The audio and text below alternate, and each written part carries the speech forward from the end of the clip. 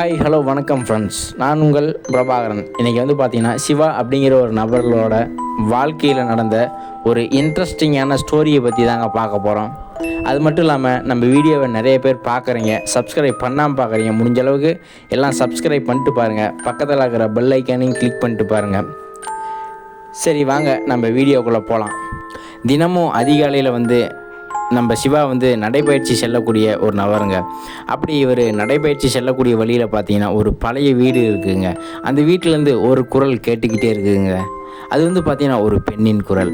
அந்த வீட்டினோட மர்மம் என்னன்னு சிவாவை உள்ளே போகிறாருங்க அந்த வீட்டுக்குள்ளே.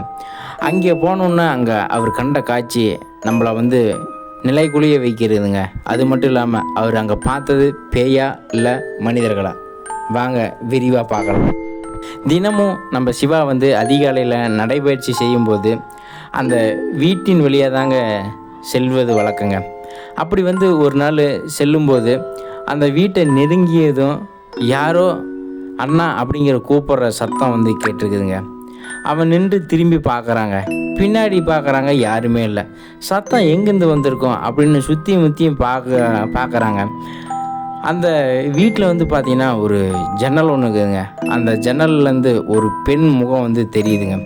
உடனே நம்ம சிவா அங்கே நின்றுட்டு என்னம்மா அப்படின்னு கேட்குறாருங்க. ஒன்றும் இல்லைண்ணா அப்படின்னு சொல்லிவிட்டு ஒரு கொஞ்ச நேரத்தில் பார்த்தீங்கன்னா அந்த முகம் காணாமல் போயிடுதுங்க.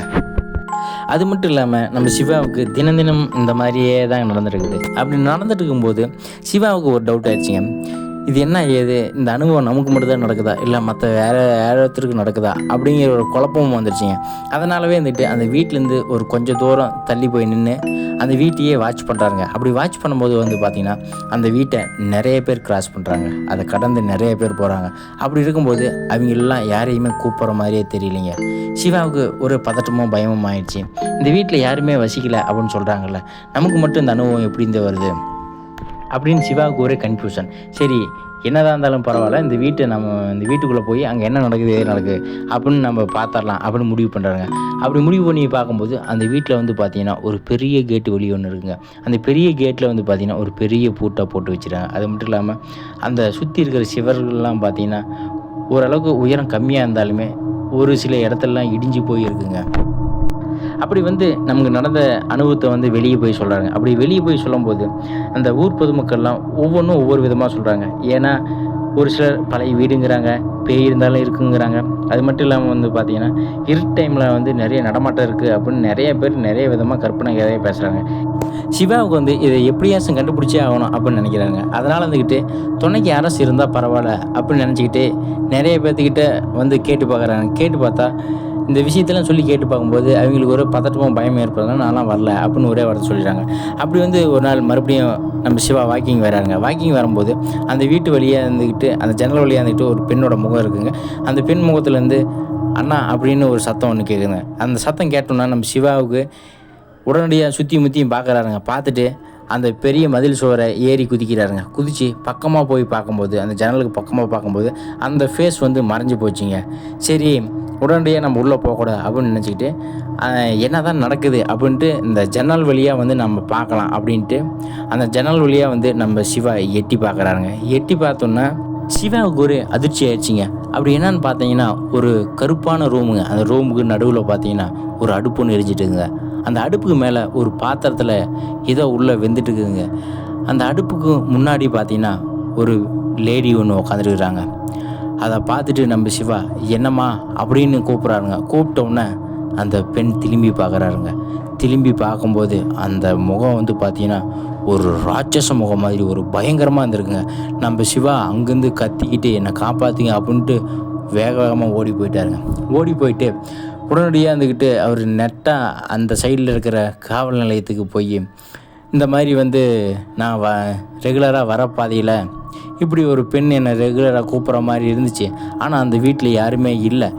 நான் போய் இன்றைக்கி அதை எட்டி பார்த்தேன். எட்டி பார்க்கும்போது இந்த மாதிரி நடக்குது, இங்கே ஏதோ ஆனால் அமானுஷ்யமான விஷயங்கள்லாம் இருக்குது அப்படின்னு சொல்லி அந்த போலீஸ் ஸ்டேஷனில் கம்ப்ளைண்ட் பண்ணுறாருங்க.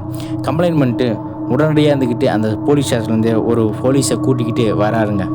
அப்படி நம்ம சிவாவும் நம்ம காவல் அதிகாரியும் அந்த வீட்டோட வாசலில் நிற்கிறாருங்க.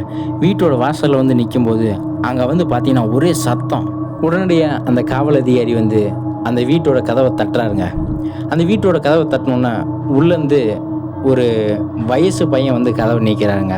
கதவை நீக்கினோன்னே நம்ம போலீஸ்கார் இருந்துக்கிட்டு அந்த பையன்கிட்ட கேட்குறாரு, இங்கே என்ன நடக்குது, ஒரே மர்மமாக இருக்குது அப்படின்னு புகார் கொடுத்துக்கிறாங்க, யார் நீ, என்ன நீ அப்படின்ட்டு அவங்ககிட்ட கேட்குறாருங்க. உடனடியாக இருந்துக்கிட்டு இங்கே வந்து 10 நாளாக வந்து ஒரு சின்னத்திரை படம் பிடிப்பு நடந்துட்டு இருக்குது சார் அப்படின்னு அந்த பையன் சொல்கிறாங்க.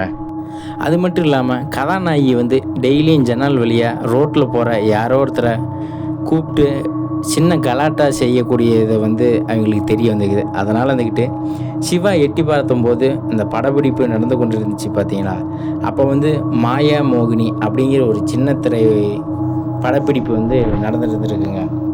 அதுக்கப்புறமா கான்ஸ்டபிள் நம்ம போலீஸ் ஸ்டேஷனுக்கு போகும்போது தான் படப்பிடிப்பு வந்து படக்குழுவினர்கள்லாம் வந்து காவல்துறையில் வந்து அனுமதி பெற்று தான் படப்பிடிப்பு நடந்துட்டு இருக்கிறதா வந்து அவருக்கு தகவல் வந்திருக்குங்க. அதுக்கப்புறம் வந்துட்டு நம்ம சிவாவை பார்த்து இந்த விவரமான டீட்டெயிலெலாம் சொல்லி பத்திரமா அனுப்பி வைக்கிறாருங்க நம்ம சிவாவை. ஆனால் நம்ம சிவாவுக்கு இன்னும் பயம் போகவே இல்லைங்க. அந்த வீட்டில் என்னமோ நடக்குது, என்ன நடக்குதுன்னு உறுதியாக தெரியல அப்படின்ட்டு அவர் நினச்சிக்கிட்டு அவர் தினமும் வந்து அவர் நடைப்பயணம் மேற்கொள்ளும்போது அந்த வழியாக போகிறதும் வரதும் அந்த வீட்டை ஒவ்வொரு நாளும் தினம் அந்த வீட்டை கவனிச்சிக்கிட்டே இருக்கிறாருங்க நம்ம சிவா.